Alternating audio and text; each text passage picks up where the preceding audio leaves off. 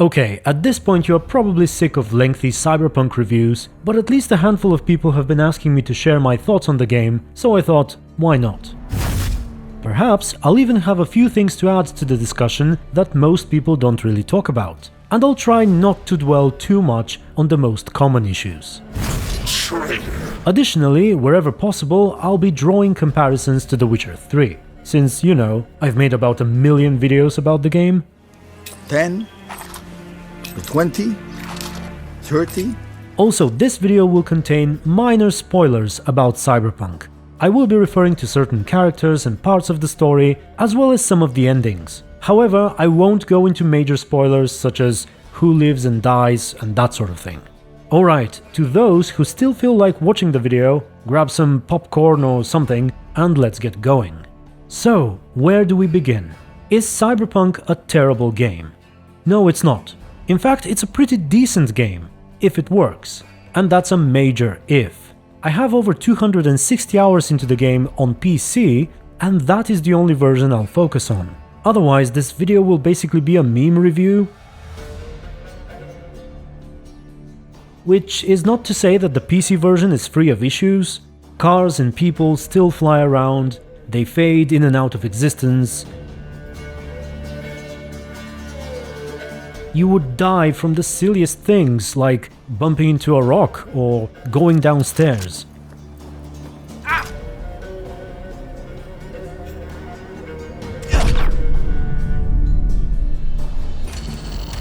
You'll have scenes without weapons and bugs in the precious few cutscenes that are in the game, and all of that pales in comparison to the crashes. The game would crash about every 2 to 3 hours for me. I know some people had it even worse. On top of that, the general performance is not the best. I have a fairly top-of-the-line PC, and at 4K, even the smallest hint of ray tracing absolutely tanks my FPS. But thankfully, the game still looks good without it. Also, after a crash, this weird VSync bug will start appearing until I restart my PC. At least I think it's a VSync bug. With that said, however, I absolutely understand the frustrated console players, and I think that the state of the game on the previous gen consoles is beyond unacceptable. I mean, what we have here is a game which, since its inception, you know, 1 million years ago when the cinematic trailer was released, has always claimed that it's coming out when it's ready. And even Geralt himself confirmed that not too long ago. True to the promise made in 2013, it's still coming when it's ready. Couple this with the constant and humongous hype generated by CD Projekt Red and all the promises and statements about how great the game will be and how they are not like other game publishers and so on and so forth. I was absolutely shocked by the state of Cyberpunk at launch, and even more so by the statement made during their apology video, where they basically admit that it was only after an internal patch, which came in 2 days before launch, that they felt like showing the console version to reviewers. I'm talking about a multitude of custom objects, interacting systems and mechanics. Excuses, excuses. This is bad. This I did not expect. In fact, in preparation for this video, I actually played The Witcher 3 at its launch day patch. And yeah, it is missing a few quality of life improvements, but generally speaking the game did not crash and it performed well and it just worked fine. But okay, let us focus on the mostly working PC version from now. The expectations for that were still much bigger than what we actually got.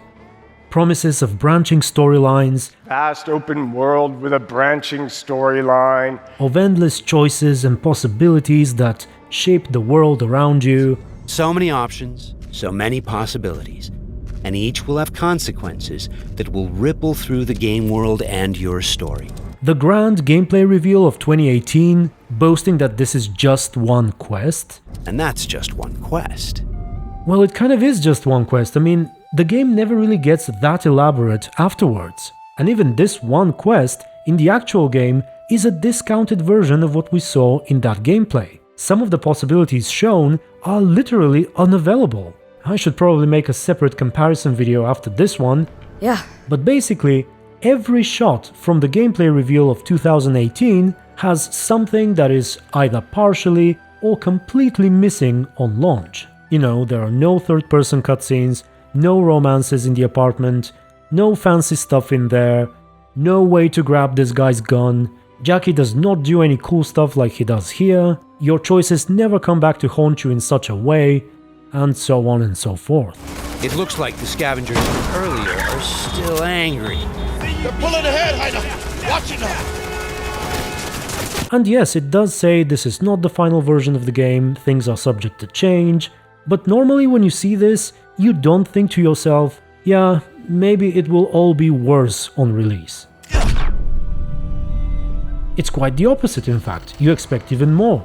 Even I felt it when I made my own Witcher videos over the past couple of years. Almost every time I talked about a curious detail or an interesting choice in the game, someone would always leave a comment that goes something like, "Damn, if The Witcher 3 has such cool stuff, imagine what Cyberpunk will bring." A lot of people expected this game to be everything The Witcher 3 has, except on the next level. And honestly, based on the quest they showed us here and the promises they made, it really seems like they were trying to go above and beyond their previous achievements. But sadly, while the game is good, in my opinion they didn't quite manage to do that. Cut content, of course, is not where the issues end. There's a good amount of evidence that the game was also rushed. Run! He's getting away! Especially towards the end. And I'm not talking about technical issues here, I'm talking about story-driven ones. Perhaps it's here where I'll mention some of the things that many people do not talk about. So I did 3 playthroughs, well 2.5, and in each of them there were glaring issues with the game not taking into account what has happened before the ending. First off, we have Johnny Silverhand. So right before the ending, you'll find yourself in Victor's office, and he will tell you how shit's getting real and it's time to take the blue pill, go pick up Rogue, and storm Arasaka together, which is one of the game's possible endings. However, this ending needs to be unlocked first. You have to do a certain side quest with Johnny and Rogue to make it available. The problem is, he does not take that into account. Initially, he always acts like the ending is unlocked. You heard him. We've got one last chance. I'm taking the wheel. Endotrizine, Rogue, Saka Tower. Only way this is gonna work. And then 2 minutes later, when you have to choose which path you take, if you haven't unlocked it, he'll suddenly tell you that you can either take Arasaka's deal or seek Panam's help. Listen, wanna trust Pan Am and her tarmac rats? Fine. But it'll be their lives weighing heavy on your soul. And if you take Arasaka's deal, well, you'll have your own soul on your conscience. And I'm like, wait, what happened to that thing you just suggested a moment ago? About the blue pill and Rogue? Why can't we do that all of a sudden? And the issues don't end with Johnny either. There are problems with Takemura as well. He contradicts himself massively in the span of a couple of minutes within the same conversation. First, you can ask him if Hanako sent him here, to which he says no, and claims that she doesn't care about you anymore, and it was in fact the people at the facility who urged him to come. Who asked you? Who wanted you to talk to me? Hanako? She has forgotten you already. They called from here, from the clinic.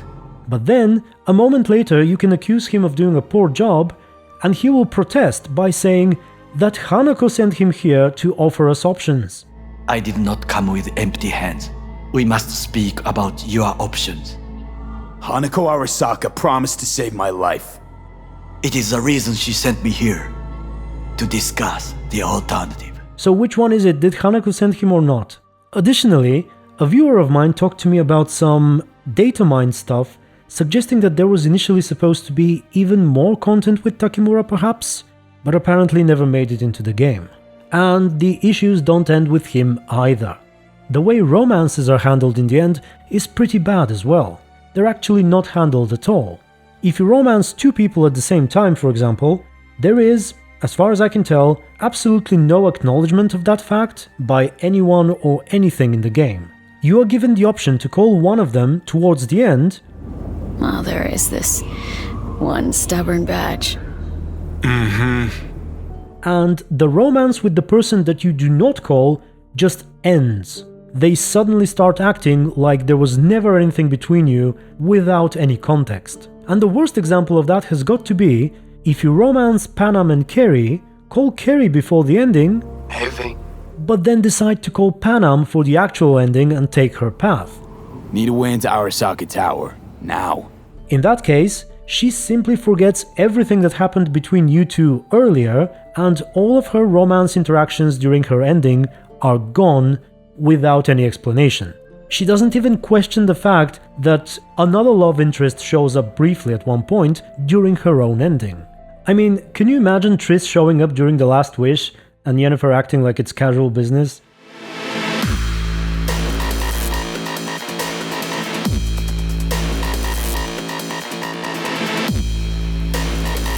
Oh, and by the way, the issues don't end with Panam either. It's the same, if not worse apparently, if you are female who romanced Judy first and then River. Now I haven't done that, but people on my Discord said that during the dining table scene with River, when you're asked if there's someone special in your life or something, apparently there is no option to mention Judy even if you are in a romance with her.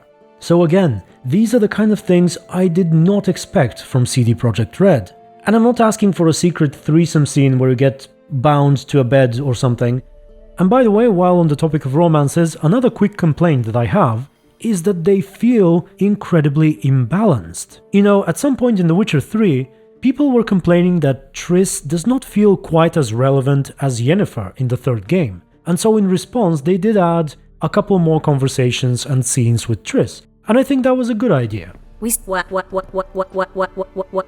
But here, Panam is infinitely more relevant than Kerry. He has absolutely no involvement in the main plot whatsoever. And not only does Panam have a significant one, but she also has a dedicated ending. And it's a similar situation with Judy over River, but not quite as bad. Okay, that's enough about romance, let's talk about choices and consequences.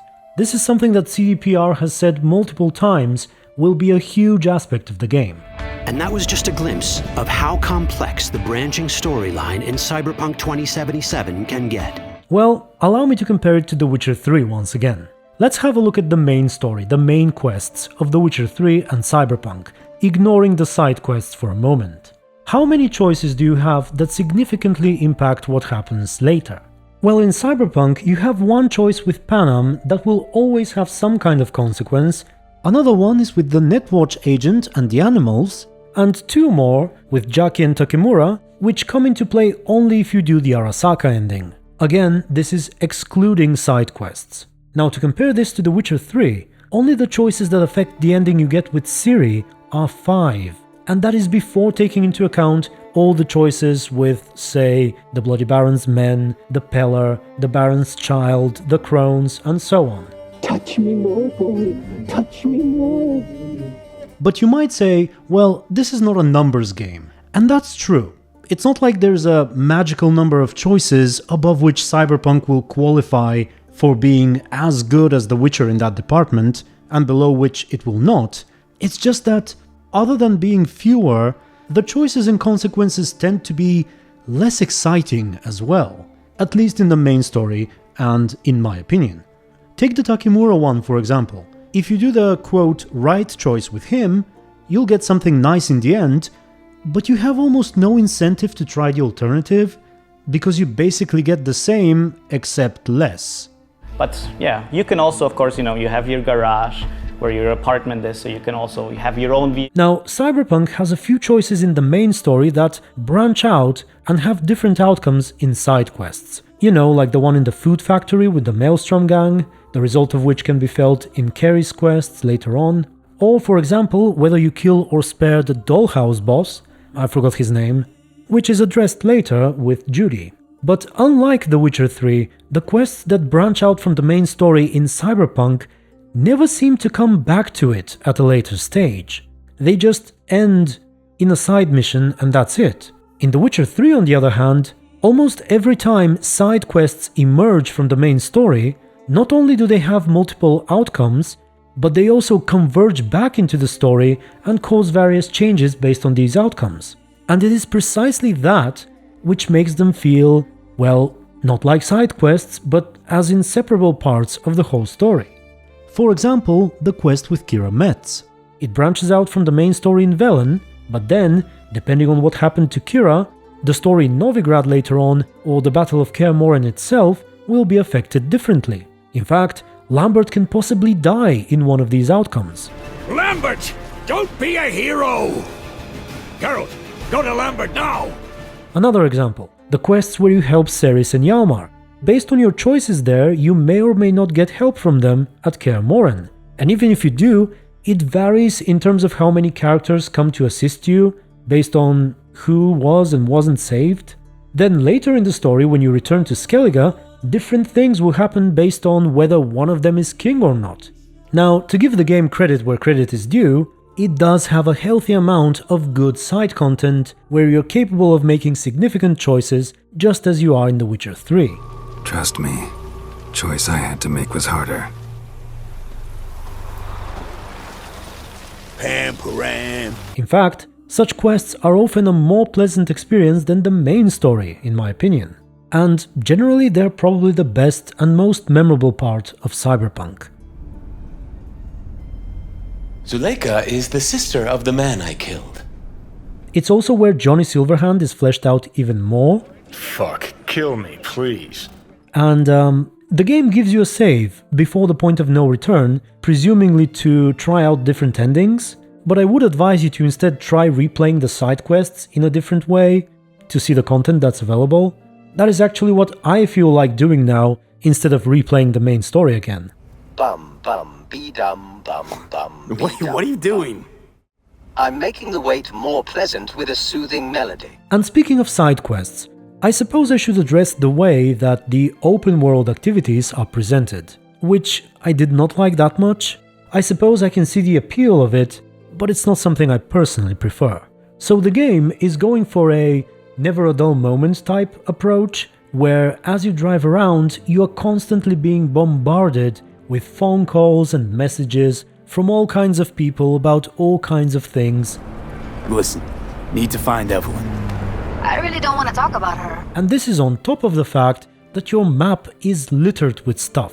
So I often felt overwhelmed. I'm driving towards a side quest, and suddenly Regina calls me and starts talking about another quest that I should look into. But then, midway through the conversation, I suddenly run over a guy on the street because of the terrible driving mechanics, and now I'm being chased by the pointless and randomly spawning police, and I gotta run. So I tell Regina to hold on for a moment because I'm busy, then I drive some more to get away from the police, and as soon as I'm no longer being chased, she immediately calls me again to continue the conversation from before. But it seems that in my attempt to escape from the police, I've driven into an area of another side quest. So as soon as she's done talking about the second side quest which she just gave me, she immediately calls me again about another quest in the new area while I'm still driving towards that first side quest that I was on before she even called me for the second one, and it can get messy. There were points where I just wanted to turn off my phone.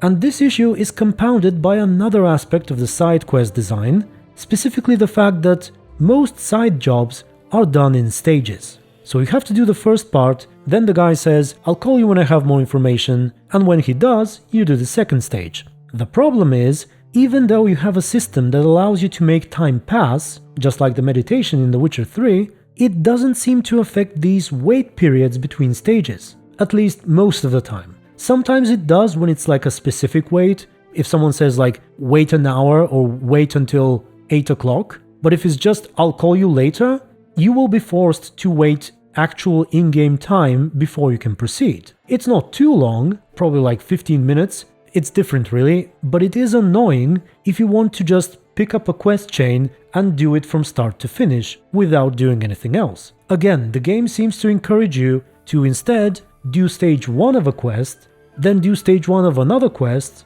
then maybe go back to stage 2 of the first quest, then perhaps pick up a third one altogether, and then do stage 2 of the second quest, and so on and so forth.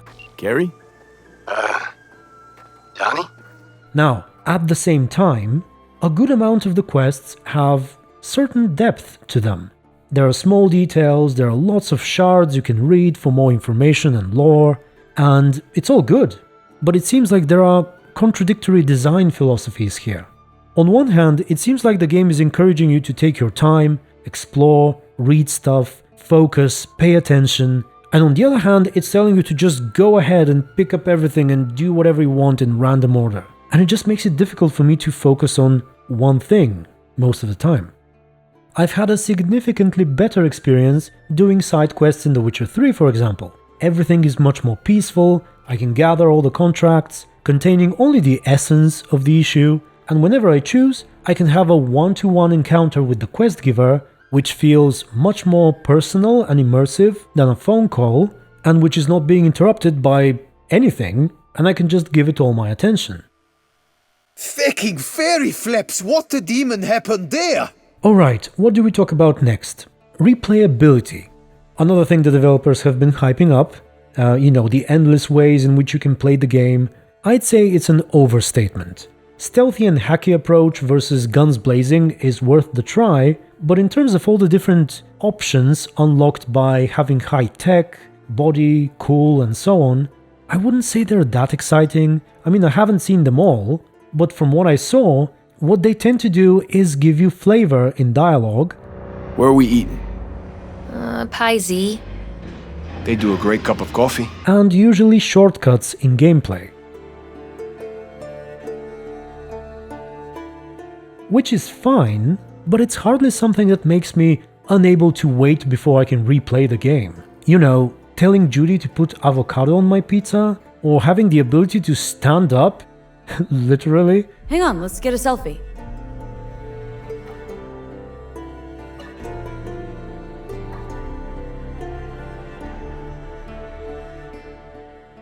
And yes, there are seemingly more meaningful things like being able to smash this guy's head if you have high enough body.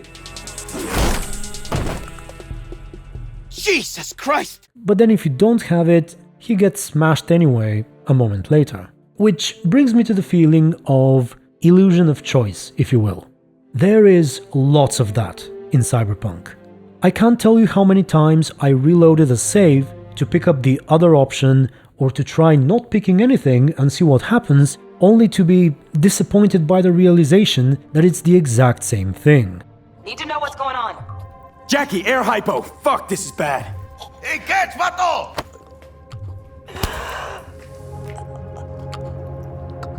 Quéchese!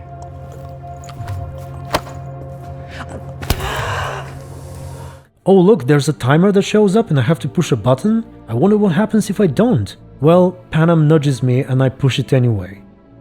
Or Judy loads up a kung fu program in this guy's brain, Matrix style, and I can react to that. Initially, it seems like I have two opposite choices, but they immediately converge to the exact same outcome. Now compare this to the idea of replaying The Witcher 3 to see what happens if you kill the Bloody Baron's men, or you try to lift the curse from his child, or you listen to the crones and you kill their mother this time around, or perhaps you free her but do so before ever meeting them? Or maybe you want to try letting Kira Metz take the notes to Radovid, or you want to kill Whoreson Jr. this time, or perhaps see what happens if you don't help Triss. Listen, Shut your gob, ginger whore! Or you make Ceres queen this time, or perhaps you refuse to let any of them rule. Or maybe you go to the Bloody Baron to seek Uma while he's still alive and you already know everything about Uma from Novigrad and Skellige. Or maybe you just want to see what happens if you don't help Lambert in case Kira is gone because you think he slept with Triss. All of these things, in my opinion, make it worth for you to do a second playthrough of the game. And in that aspect, Cyberpunk is sadly lacking. Oh, and I forgot to talk about the choices you have based on your life path. Well, we need to define our backstory. What you choose here will unlock different possibilities later in the game. In the deep dive, we can see that the character has 3 sort of origins that we can pick. How do they actually affect the gameplay? Oh, okay. You're like, yes, let's go. Yeah, okay. I'll go into my 50-minute answer. In general, the life paths are kind of pointless. The most you'll get out of them is again during that one quest I mentioned earlier, but after that, not much. Whichever path you choose, you always end up essentially playing a street kid, And while you can sort of have a nomad fantasy, because you get a decent amount of quests with the nomads, and eventually you can have an ending with them, the corpo doesn't even have that. Yes, there is the Arasaka ending, but being a corpo does not really improve your situation in there, and also there doesn't seem to be a proper romance with a corpo character in the game. The specific life path choices are mostly flavor. I played a street kid and a corpo in parallel, and I didn't notice any significant differences. In fact, the life paths themselves are probably a discounted version of what they were supposed to be initially. In earlier gameplay reveals, we saw what appears to be a deeper customization of your backstory, which is not in the game. In the first demo a year ago, we have shown Meredith Stout, a person, she is a high-class corporate woman from Militech. She has a lot of power, also a lot of responsibility, and you are on her way. And you can see, how that interaction looks like. So when you're from corporation, maybe there's something you can do a bit more with her, and that goes... And for once, I will not compare this feature to The Witcher 3, but to Dragon Age Origins, a game made by a smaller studio more than 10 years ago, which not only had more life paths, but they were also longer, as in they had more content and they had a greater impact on the story that followed. I mean, it wasn't anything too significant, but honestly, there were at least one or two things that you can do in a fairly unique way throughout the story. Oh, I'll enjoy taming her. So I'm not particularly thrilled with the life paths and the gameplay variations provided by them in Cyberpunk. Now, should we talk about the main story? As my voice has started to die, go! I actually enjoyed the intro section quite a bit. The part between the life paths and when Johnny shows up, when it's just you and Jackie. He may have been my favorite character in the whole game, actually. He felt like a true friend and a companion, despite his relatively brief screen time, which people speculate was supposed to be different as well. There are rumors that the whole montage here was supposed to be actual gameplay, but we might never know. But anyway, he had more depth than I anticipated. I didn't like him much from the trailers. He seemed like someone who just keeps shouting puta madre and pendejos and whatnot, but he was more than that. I was really saddened by his death, and I did not expect that to be the only outcome. I think there may have been a way to save him. For example, that AV on the roof you can't get into. Oh, forget trying to pilot this thing. Don't know what I was expecting. Unauthorized access attempt detected. Remain where you are. Security personnel will arrive shortly. Chingada madre! Gotta get out of here now! Saburu's dog tags can be looted earlier, and I think they are basically pointless. So perhaps they were the key to pilot that AV at one point? I don't know. And as for Johnny Silverhand, I didn't think he would be such a major part of the story. Only too willing to spread their legs for you. Sad. There are even speculations that this wasn't supposed to be the case initially, but they changed their minds after Keanu Reeves got on board. I mean, even in the gameplay reveal, the radio says something about Johnny that completely contradicts the current story. Hello, Night City. Your man Stan here with us. You can cheat on all last night's bids. But first, remember the man, the myth, Johnny Silverhand. Been a year since he went on his last ride. All you gunks sitting in the afterlife nursing that scotch, waiting for something better. You know what I mean. Johnny fucking Silverhand. Been waiting 50 years to do that. Johnny Silverhand. Been a year since he went on his last ride. Also, a lot of people have said that he's not doing a very good job, Keanu Reeves, and I don't necessarily agree. I think he's fine. He's not exceptional, I suppose, but he's not bad either. I honestly wish there was more variety in your relationship with Johnny. I mean, there is some, but nothing major like him hating you and trying to betray you somehow. I mean, in one of the endings, you get to basically control him, and you can say some mean stuff to V if you want, but it kind of feels strange because it's precisely in this ending where you're supposed to be on good terms with him, so it didn't make much sense. Additionally, I think I could have done with a little less screen time for Johnny Silverhand in favor of a little more for other characters. For example, the ones in the intro. You know, Jackie, T-Bug, Dex, Evelyn, and maybe even for V themselves. Motherfucker's got no love for foreplay. Brace yourself, V. And now that I mentioned V, I should talk about him, I suppose, or her. I actually played both genders, and overall I'd say the female actor is better. They both have ups and downs, but the female is more consistent. It's also curious that their performance is quite different at times, as in, they will often deliver the same lines in completely different ways. Usually the female will go for a more emotional and dramatic feeling. V. Just V. Only people who know me real well can use my real name. While the male tries to sound cool, I suppose. And you must be Vincent? V. Just V. Only people who know me real well can use my real name. Okay then. So the voice acting is good, but for some reason I felt like the character itself is not that memorable and relatable, and I can't quite put my finger on why. Going back to The Witcher 3, I've had complaints over the years that people can't roleplay as Geralt because he's very well established and he doesn't feel like their own character. Well, I see where they're coming from. I also feel like my character in Dragon Age Origins, for example, was easier to roleplay with, and generally there was a stronger personal connection between myself and that character compared to Geralt. And so I expected something similar in Cyberpunk, but for some reason it didn't really happen. I don't know exactly why. Maybe it's the lack of distinctly different dialogue options and choices, maybe it's the lackluster character background and life paths, maybe it's the way V is written in general, or the fact that so much focus is put on Johnny instead. Or maybe the game is just not a great example of an RPG. I don't know, but somehow I felt less of a connection with my character in Cyberpunk than I thought I would.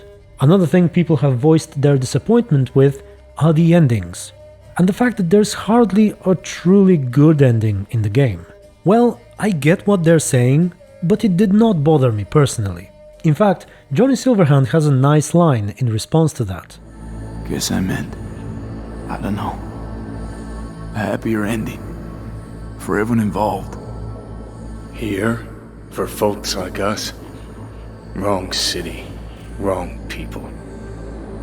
What actually bothered me was how in all of the endings, it was never suggested by V or anyone else that we should try putting V's engram into a chip just like Johnny's and let it do the same thing to another person.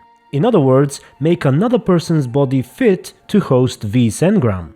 There could be an explanation as to why that's not possible, but I was surprised that V or anyone else never brought it up. Additionally, I found the whole explanation about how V's body is rejecting V's engram a little strange. We're not actually putting new organic stuff into the body, we're just replacing the data on the chip, which interacts with the brain. And the game seems to claim that this is data which apparently our body rejects, in the same way it would reject a kidney or something? Oh, I don't know. But okay, let's try to end this video on a more positive note. I suppose it was quite negative up until this point, but I didn't really dislike the game. I just had very high expectations, and I put a good amount of the blame for that on CDPR. But still, I enjoyed playing through it, especially when it wasn't crashing, and there are certain aspects about it to be appreciated. Other than looking quite amazing at times, on PC, it also has really good voice acting. I already talked about the main characters, but I quite liked Judy and Panam's voice actors, as well as Victor and Jackie, T-Bug and Dex, again despite their brief screen time. Simplicity is sometimes toughest to master. Aurelius? Aristotle? Who's it this time? Yours truly. That one's mine. All of the endings are really good. They are well done, minus the contradictions, and one of them especially, you know, the saddest one, is just incredibly voiced and written, and it is definitely my favorite ending. The writing, as I said, is solid, not quite at The Witcher 3's level, where I can just literally listen to random dialogue in the background for hours, but still it's fairly high up there. It sometimes gets a little disinteresting, perhaps it dwells too much on technical details or less essential stuff, but for the most part, it's a pleasure to listen to the dialogues. I played this game in close proximity to Assassin's Creed Valhalla, and I can safely say that Cyberpunk is much better in that department. There's work to be done. There always is. I see. But do not think for a moment that I have forgotten you and our wonderful day. Nor would I wish you to. Good. Then we see eye to eye. And heart to heart. Yes, indeed. Until our next moment alone, we should return to our great work. England will not pacify itself on our behalf. No, indeed. Back to work then. The world itself, I suppose the city itself, is also very well fleshed out and memorable and good looking. The people have their own ways of speaking and mannerisms and whatnot, and it gets even better if you pay attention and read the occasional shard. All this is likely to a large extent thanks to the work of Mike Pondsmith, but regardless, I think it's a world you need to experience. Maybe after a few patches. And speaking of patches, as of the making of this video, we've already received one, and there are more to come, along with some free DLC and potentially paid DLC later, so I do hope we eventually get closer to the game we all wanted, and I wish the developers luck with it. I just hope that they learn from their mistakes, because I want another Witcher game soon. I mean, you know, within the next 5 years perhaps, so please make it right. Oh, and I realized I haven't even talked about gameplay yet. Well, let's go over it briefly. The gameplay is fine, nothing too groundbreaking I suppose. Again, some of the cool stuff they showed in the gameplay reveals are not exactly available, you know, car chases, hacking pets, jacking into people, but I enjoy it for the most part. There is quite the large variety of weapons, different weapon types feel unique to use, and even different weapons of the same type can feel significantly different, so there's a lot to play around with. Perhaps katanas and mantis blades, or melee weapons in general, were a little too overpowered. They felt unrealistically stronger in comparison to most firearms. I did not explore hacking too deeply, even though I hear it's fun at high levels, so you should probably give it a try, and if you already have, feel free to tell us how it feels down below. And I think I already mentioned the driving and how it's not exactly the greatest experience. Luckily, I got used to driving Jackie and Panam's bikes, eventually, and I was fairly comfortable with them. But cars? Not really. Oh, and another thing, why remove the ability to bind a dedicated dodge button? It worked just fine in The Witcher 3. Meanwhile, in Cyberpunk, by default, you're forced to double tap the WASD buttons in order to dodge. Luckily, I found a mod that lets me fix that, and I can now dodge normally. Okay, I should probably end this video already. It's gone on long enough and I can barely speak. So, to those of you who are still watching, thank you very much for doing so, and if you enjoyed it, feel free to give it a like. Special thanks to my YouTube members and supporters on Patreon, and finally, tell me what you think about Cyberpunk, and perhaps how it compares to The Witcher 3. Alright, until the next video, stay tuned and be good.